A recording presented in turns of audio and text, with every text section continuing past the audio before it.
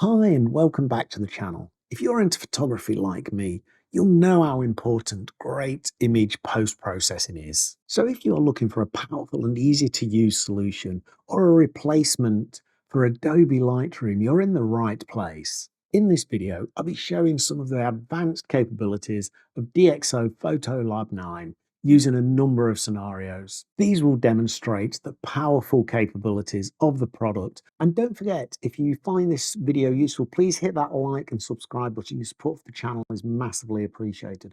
And I will also put a link down below in the description for DX9 with a discount. So please take advantage of that if this software is of interest to you.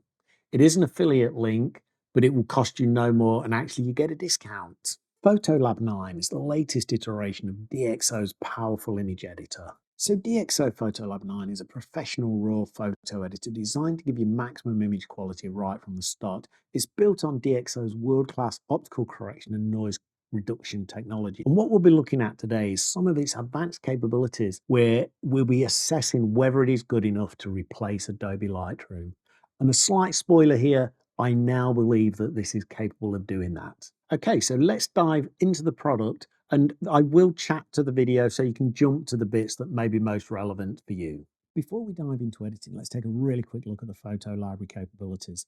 You've got full access to your computer folders. You've got a series of projects you can create, which are very similar to Lightroom collections. You've got the main image viewer, which you can see here when I swap. These are the actual images I will be using through for the scenarios today, both landscape and wildlife. And then we've got the histogram of the image that I've got selected, the metadata of that image, and also the keywords. And it's got full keyword tagging capabilities for each image as well. You can actually do the star rating. So I could give this one, for example, I can click this on a 3. I can also reject or tag these for further processing or rejection. And I can also color code them as well so that they're easily identifiable. You can also search the entire catalog as well. So here, for example, if I want to search on leopard, if I put that keyword in, you can see here that it gives me a number of different options. One is the file name, the folder, the metadata, or the keyword tags. And here you can see that I've got 422 images of leopards in my full catalog. So because DxO Photolab 9 knows which camera I've taken this with, the EOS R7 and the RF 100 to 500, when I open any image, it will apply any distortion correction through the lens, vignetting, and also the actual color profile of the camera as well. So what we can see now, I double clicked the image, I could have selected customize as well. It's applied standard denoise at the moment, but more on denoise because that is such a powerful tool in Photolab 9. But you can see here it's also applied lens sharpness and got rid of any distortion through chromatic aberration as well. And if I go to the basic one, you can see it's also done the vignetting for me. And these are the defaults upon opening any image within Photolab 9. I really like these defaults, so I've kept those. They can be tailored. You can switch them off. You can switch more defaults on as well. And combined with DX9's amazing raw rendering capabilities of this image, I find this to be a much better baseline starting image than I do with Adobe Lightroom. At its core, Photolab 9 offers a non-destructive workflow similar to Lightroom, but with better raw rendering and cleaner noise reduction out of the box. The real star of this is the Deep Prime XD2S series. So let's take a quick look at that. In my experience, the Deep Prime XD2S is so much superior to the Lightroom denoise, even the latest edition of the Lightroom denoise. So let's apply this. Let's actually take a look. We'll now zoom this into 200%. Look at the detail. Look at the detail in the elephant's eye right just there in the eyes. If we click on the compare, you can see the before and you can see now the after. All of the detail is retained. There are advanced options as well. I'm not going to plan to go into this today, but you can really force the image's detail. So let's now do a comparison of the Adobe Lightroom denoise versus Photolab 9 denoise. The image on the left here is the original RAW with Adobe Denoise applied. The image on the right is the export from DxO with Denoise applied. And that's the only edits I've done on both of these images. So let's have a little comparison here. Okay, so this is them at 100%. Let's just zoom in now. Bring that in. Let's zoom in on that eye. Look at the difference in the detail here. Just look, we're at now 146% zoom in. Just look at the detail that is retained and the sharpness that exists within the elephant's face on DxO, with even the hairs around the mouth are all detailed. But look at the softness that's introduced. I've often found sometimes with Lightroom, you get a kind of a plasticized effect. Look at this area here just in front of the eye where it's gone a bit soft, whereas you've got the detail, you've got the lines of the elephants. And this is vital. This example really shows how strong the denoise and the detail that can be extracted from an image of high ISO is within DxO Photolab 9. Far better, in my opinion, than Adobe Lightroom. And here's a really extreme example. This was shot at 12,800. I really want to show this one because it shows the fantastic capabilities of the deep prime. So I'm going to denoise this. So I'm going to let that just process, but you can see it's so underexposed. And then I'm going to use some of the additional capabilities, but let's very quickly look at this at 200%. Just look at the detail in that. If I bring back that, look at the detail in the eyes that it's captured. So now I just need to do some basic editing. Just bring that up. Let's just fit it back onto the screen. You can see how nice that is. But what I'm also going to do is just show one of the capabilities of DxO that doesn't exist in Lightroom called Clearview. Just look how it really enhances that image. I'm going to leave all the grass. I just think the grass in the foreground. But this is an image that I really struggled to recover in Lightroom. I just couldn't get the details that I required. But this now gives me a fantastic baseline, showing me the detail in the leopard, the stare of the eyes through the grass. Well, actually, let me quickly show you the cropping tool then, because it has the full geometry. I select the tool. It's got the defaults that you would expect. So let's take that aspect ratio. I'm actually going to unconstrain this. And as you can see, you've got your guidelines. Here we've got the rule of thirds set up. You can change those. I'm not going to turn this video into a complete tutorial, but I really just want to give you the differences. And I'm just going to bring that in, get that gaze coming in from that side, constrained by that. So let's switch that tool off, and that gives, look at the detail in that. And that gives me a fantastic baseline. I'm still not 100% happy with the crop, but I can revisit that, and it gives you an idea of the basic cropping tool there. And it gives you an idea of just how powerful that denoise and that clear view capability are. And you can so quickly make a high ISO image look so good. So now let's take a look at an area where Photolab 9 really stands out and shines, and that's the local adjustments. So here, through the use of masks, I've currently got the AI mask selected. If I hover over the image, you can see that it is selecting based on what it thinks is the current mask that I'm trying to select. So if I want to select the water, I could click there. You also have the standard ones such as sky, subject, background. It will detect people, animals, flowers, vehicles. Here, the hair one is fantastic, but I haven't got any portraits in this one. Could be one for another video. Faces and then clothes as well. So you've got a massive array of tools at your disposal for masking.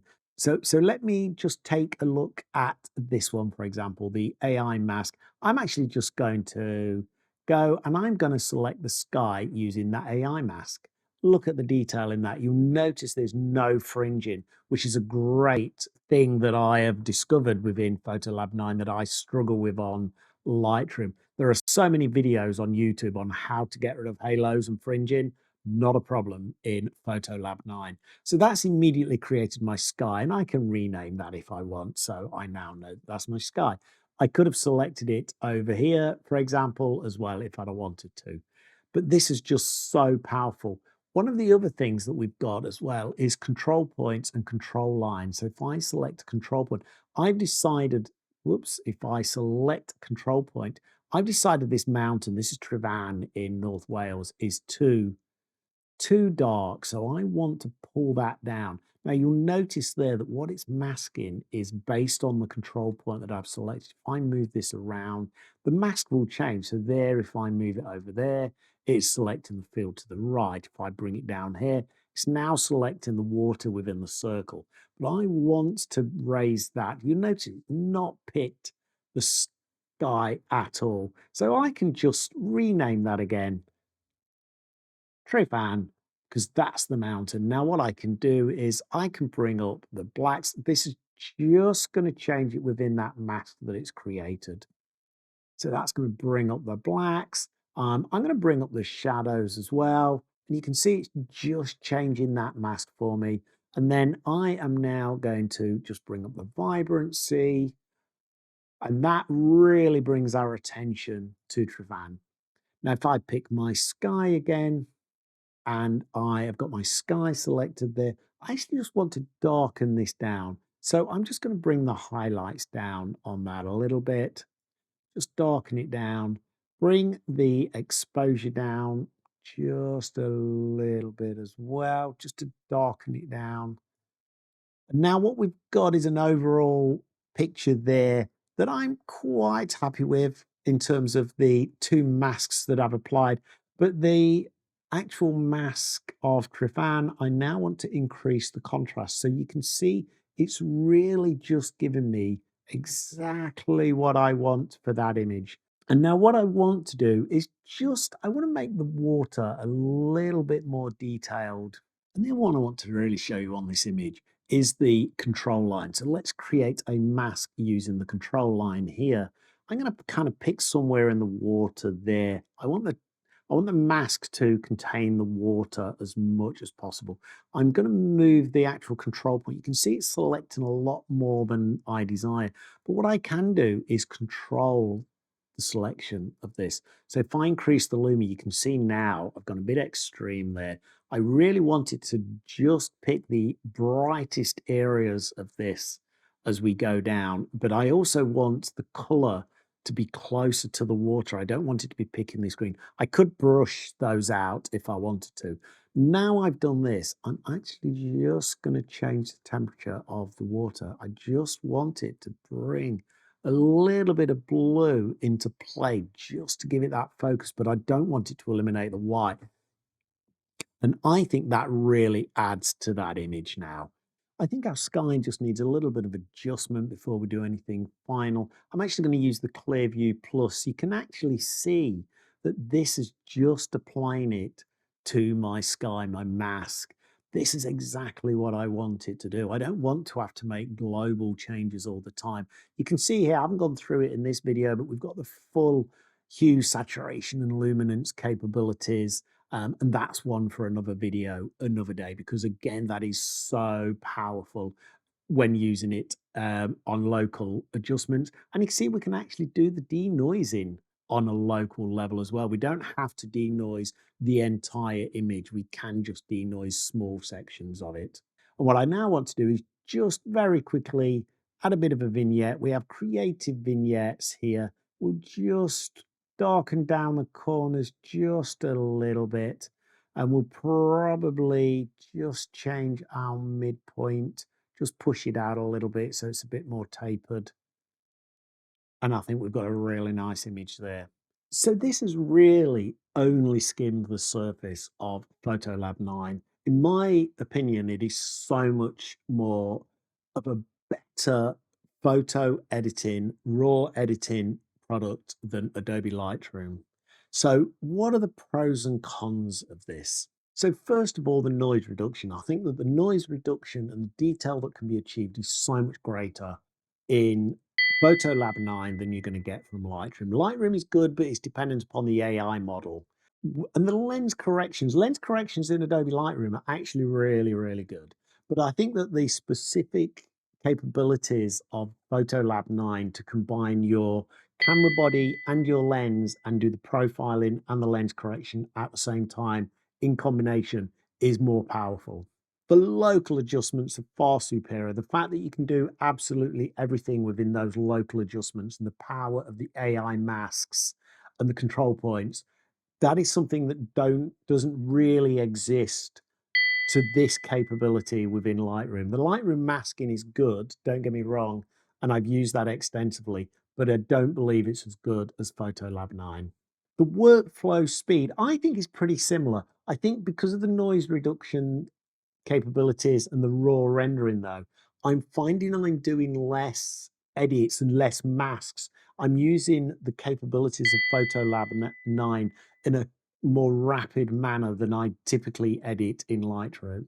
So the possibly the one area where Lightroom wins out is in its capability of, as a digital asset manager, the ability for it to have its own database cataloging your images. The downside of that, of course, is that everything is stored in there.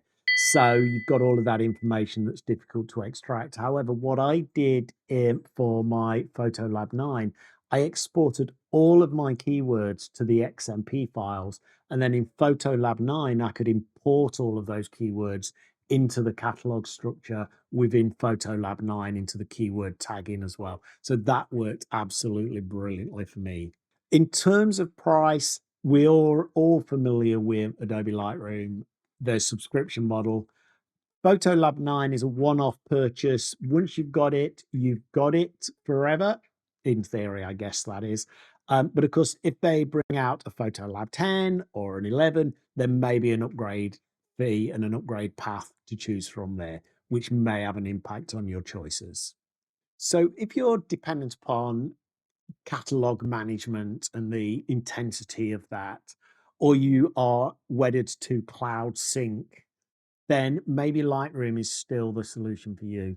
But if you want the ability to do all of this local adjustment, the AI masking, and the capability of selectively choosing what you want to do to each area of the image, then Photolab 9 is by far and away the best one.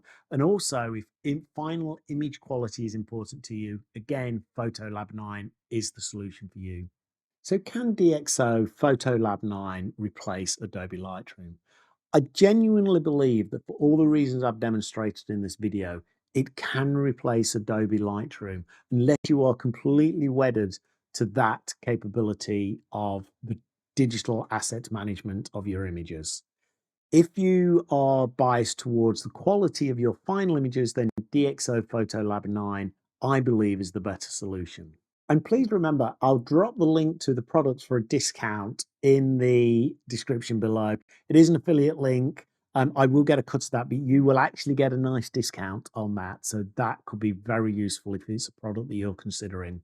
And if you do still want to use Lightroom, there is no reason why you can't use Photolab 9 alongside Adobe Lightroom. I've actually tried that out, and the export from Lightroom to Photolab 9 is seamless. It goes in there as one of the extensions. You can pass your images straight through or open and edit them directly in Photolab 9 and then export them as a DNG file to Lightroom. So this is really powerful. So you can actually have potentially the best of both worlds. You could have Lightroom to do your digital asset management, your image cataloging, etc. And then you can do the really powerful AI masking, local adjustments, and the denoise of Photolab 9. So you could potentially have both, but then of course you'd be paying for two. So I think if you're new to this, I would actually recommend Photolab 9. If you're wedded to Adobe Lightroom, I would seriously consider whether this is right to migrate to you if you no longer want that subscription model. So there you have it. In a nutshell, the very quick run through of why I think Photolab 9 can replace Adobe Lightroom. I will be making more videos on this in the future, so please remember to hit that like and subscribe button. And until next time, thank you very much for watching, and I will see you again soon.